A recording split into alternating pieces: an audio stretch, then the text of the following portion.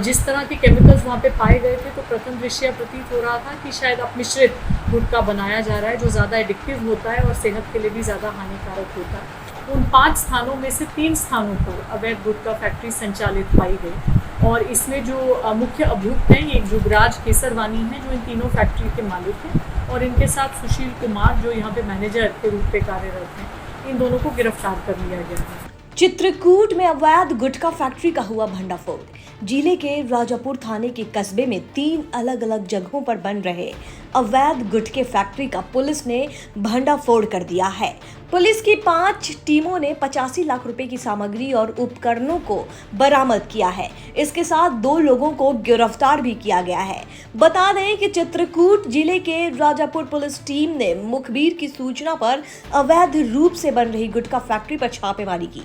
Police अधीक्षक चित्रकूट वृंदा शुक्ला ने press वार्ता से बताया कि जिले में अवैध गुटखा फैक्ट्री की शिकायत आने पर एसबी द्वारा जांच विशेष टीमें बनाई गई थी और छापेमारी की कार्रवाई की गई थी, जो कि राजापुर कस्बे के अलग अलग स्थानों पर संचालित हो रही थी, जिसमें जुगराज केसरवानी पुत्र महादेव निवासी तुलसी स्मारक रोड थाना राजापुर और देव कुमार यादव पुत्र परमेश्वर दयाल निवासी भभेट थाना राजापुर को गिरफ्तार कर लिया गया है। यह फैक्ट्री जुगराज केसरवानी के निजी मकान तथा 2 फैक्ट्री वहां किराए के मकान पर संचालित की जा रही थी।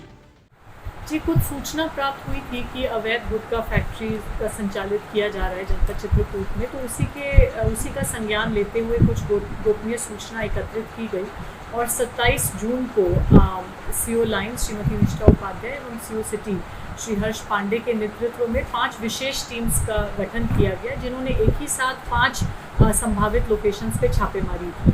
और ये इसीलिए किया गया ताकि पूरे ऑपरेशन की एक गोपनीयता बनाई रखी जा सके। उन 5 स्थानों में से 3 स्थानों पर अवैध गुटखा फैक्ट्री संचालित पाई गई और इसमें जो मुख्य अभियुक्त हैं ये जुगराज केसरवानी हैं, जो इन तीनों फैक्ट्री के मालिक हैं, और इनके साथ सुशील कुमार, जो यहाँ पे मैनेजर के रूप में कार्यरत हैं। इन दोनों को गिरफ्तार कर लिया गया है। एक फैक्ट्री तो जुगराज केसरवानी के स्वयं के निजी मकान में ही संचालित थी और बाकी 2 किराए के मकान में संचालित थी। तो पुलिस की छापेमारी के बाद वहाँ पे हमने जीएसटी की टीम्स को और खाद्य सुरक्षा की टीम्स को बुला लिया गया था, क्योंकि जिस तरह के केमिकल्स वहाँ पे पाए गए थे तो प्रथम दृष्टया प्रतीत हो रहा था कि शायद अपमिश्रित गुटखा बनाया जा रहा है, जो ज़्यादा एडिक्टिव होता है और सेहत के लिए भी ज़्यादा हानिकारक होता है। और ये यहाँ से इनसे जो प्राथमिक पूछताछ की गई है उसके आधार पे आसपास के जनपदों में इनके द्वारा काफ़ी बिक्री इस नकली गुटखे की जा रही है। तो इसमें सुसंगत धाराओं में मुकदमा पंजीकृत कर दिया गया है और बहुत भारी मात्रा में इन तीनों लोकेशन से बरामद की हुई है।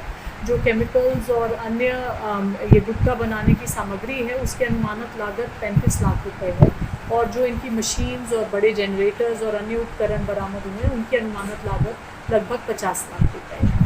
तो आज दोनों अभियुक्तों को जेल भेजा जा रहा है और बाकी सभी विधिक। मैडम, ये जो गुटखा लोग बनाते थे, ये लोग पूरा मटेरियल यहीं पे बनाते थे कि कहीं बाहर से रॉ मटेरियल मंगवाते थे? हाँ जी, रॉ मटेरियल बाकी जगह से भी आता था, तो उसकी ट्रेल अब हम आगे विवेचना में ट्रेस करने का प्रयास करेंगे और बना के फिर ये कई अन्य जनपदों में बेच देंगे। मैम, ये कितने दिनों से चल रही थी फैक्ट्री?